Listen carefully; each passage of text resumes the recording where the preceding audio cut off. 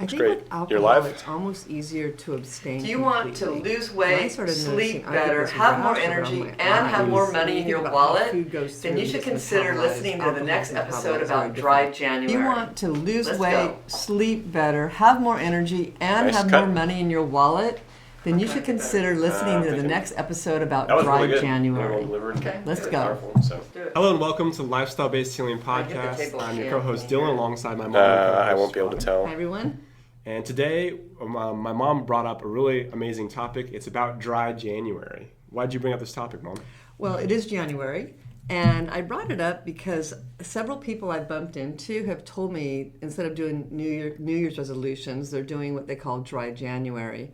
And I'd heard about that. I didn't really ever learn much about it because I'm not a big alcohol drinker, but it's really a great thing to do in January. And over the weekend, it was with some siblings, and one of my sisters commented that, she was doing Dry January. And then she thought she might actually, skip the night and then postpone it into February. But I told her it was a really great time to do it because none of us drink. So it was going to be really easy for her.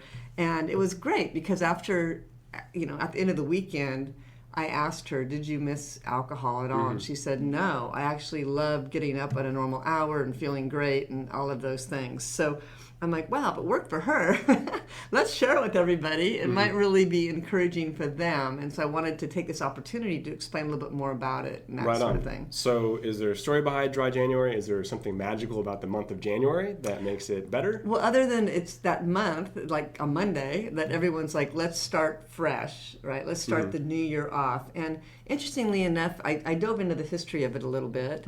And this woman, her name escapes me right now, but she basically, what is her name? I want to give her credit. Emily Robinson, she's in the UK. She, back in 2011, she wanted to run a half marathon.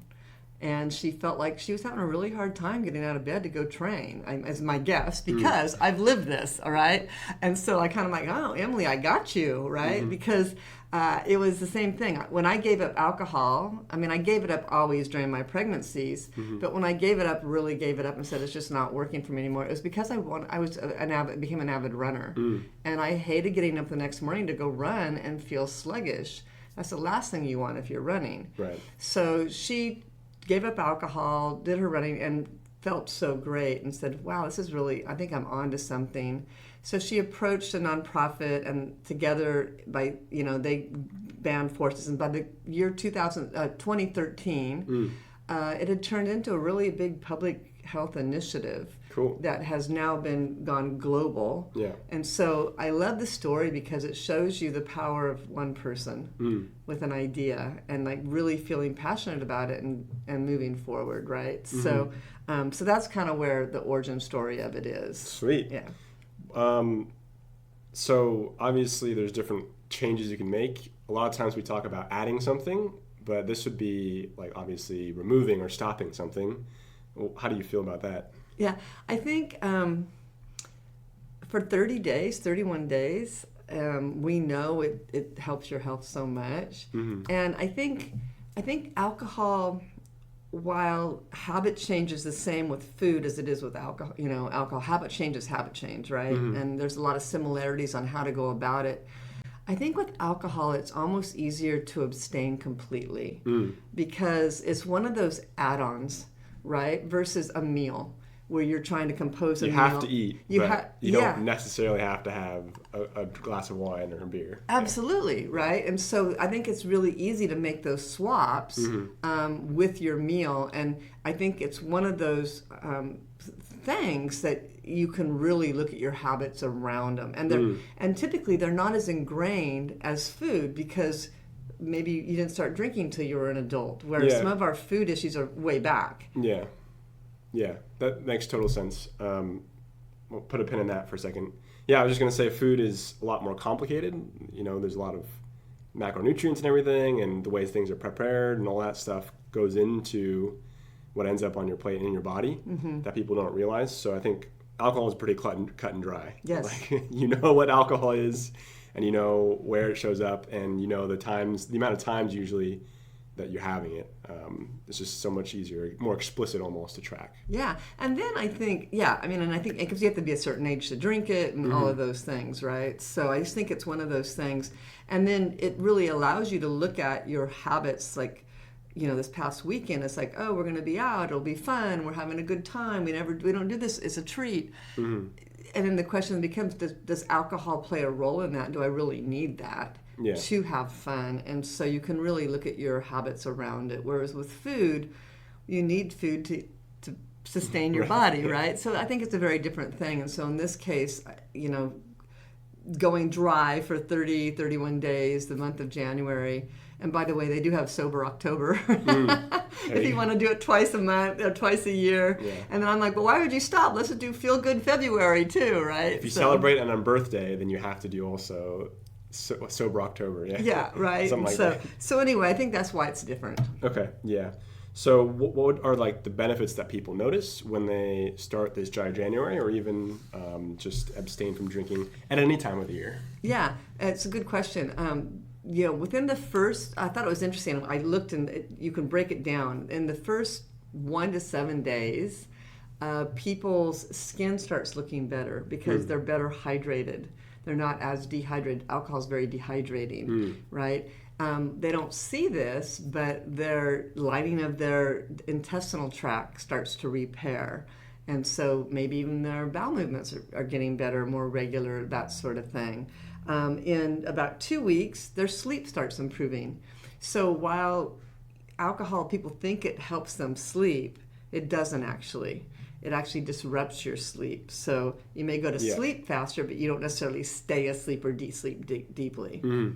Yeah, alcohol it's just like any sedative. You're going to get sedated sleep. You're not going to get actual, natural, refreshing sleep.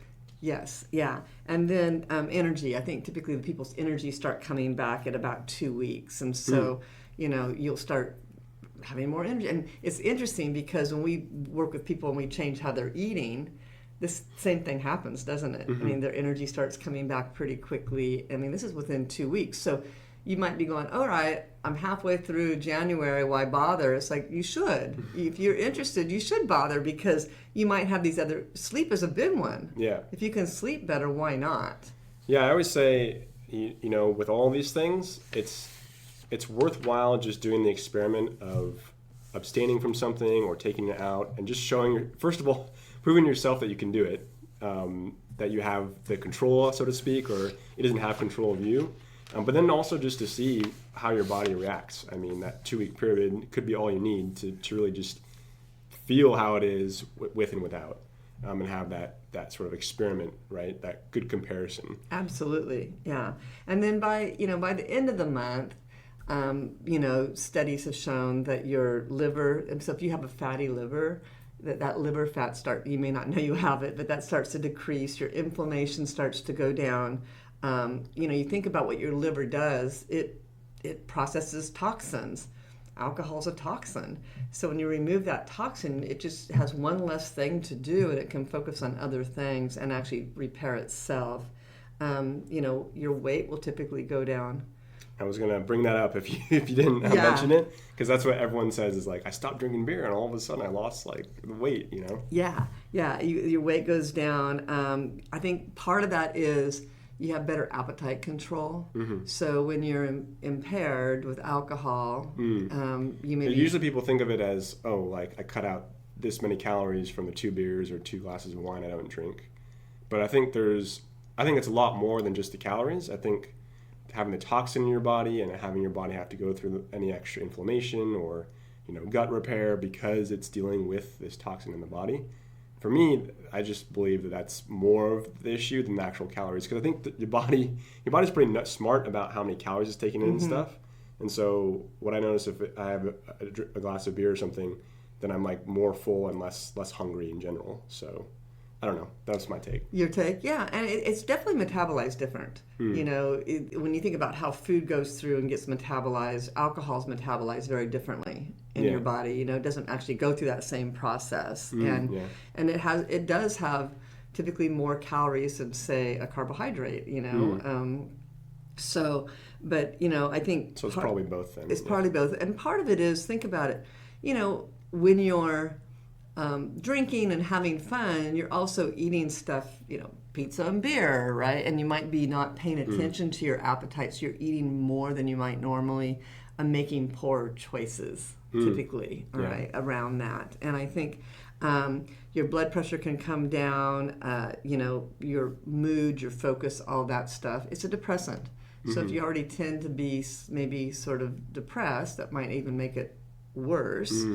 And then your insulin resistance improves, that metabolic health as well. So, and the other big thing is your wallet.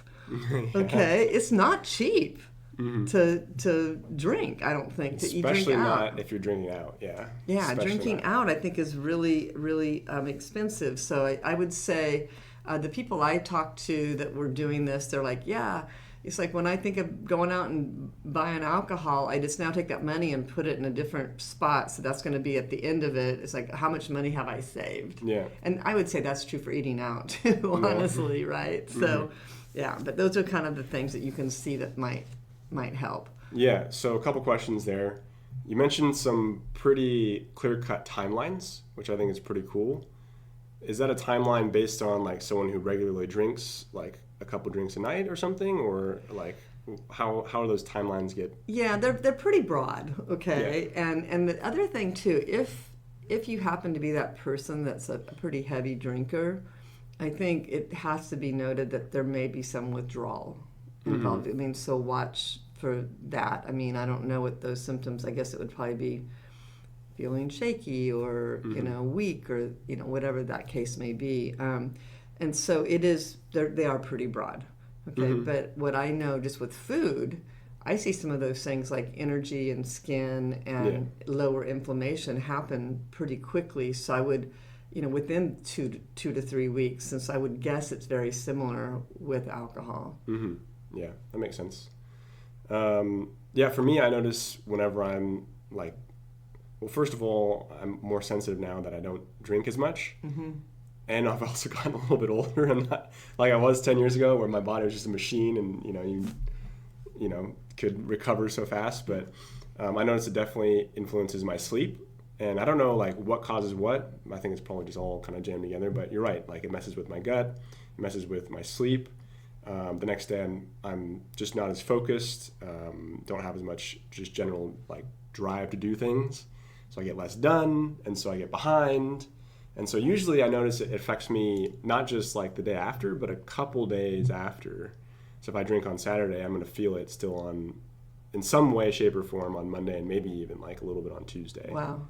Yeah. And this is the thing. And part of it is you're very in tune with your body. Right. And so that's the thing. That's even if you do it for that month to just see, and just pay attention, or even you cut down and just pay attention.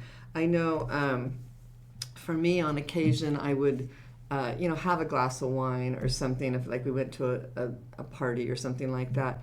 And I started noticing I would get this rash around my eyes. And I'm like, what is happening? I'm like, okay, this clearly, and it's because I hadn't drank for a really long time. Yeah. And now your body's even more sensitive to it. And so it's like, this is just not worth it for me. It's just not. But, again, it's like, the same tips of habit change. Yeah.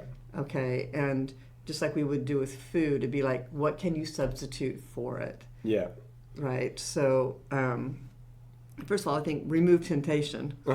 Get it out of the house. Well, so I don't know if you have like tips down there, but like, let's talk about first what sort of challenges people have when they are going through any sort of habit change, but maybe even specifically with alcohol. Yeah. I think you're in an environment where everybody's drinking.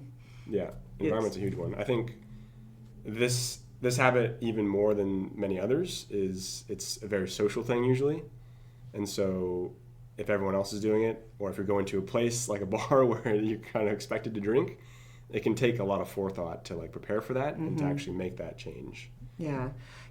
Recently, I went to a function with my spouse, and everybody's drinking. Everybody comes up to the bar, and I knew I didn't want to drink. And so I asked the bartender, I said, can you get me that really pretty glass right there and pour some bubbly water in it? And now put a thing of lime in there. And it literally looks like some sort of clear alcohol with lime in it, right? A twist of lime.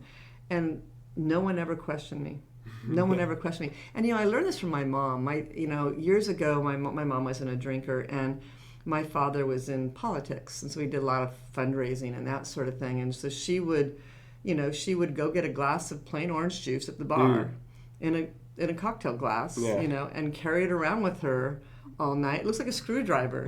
No one knows. Yeah. Okay, no one knows. And because everybody's worried about what they're drinking. Yeah. And so the difficult thing is, I think for a lot of people, is as the night wears on and people are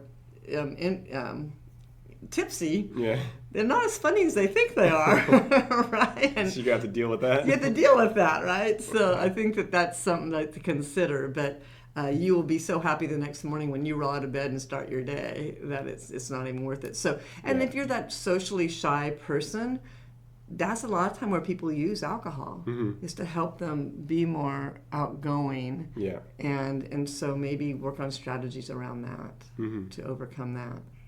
Yeah, cool. Well, I think that's just about it. Yeah, I think that's the big one.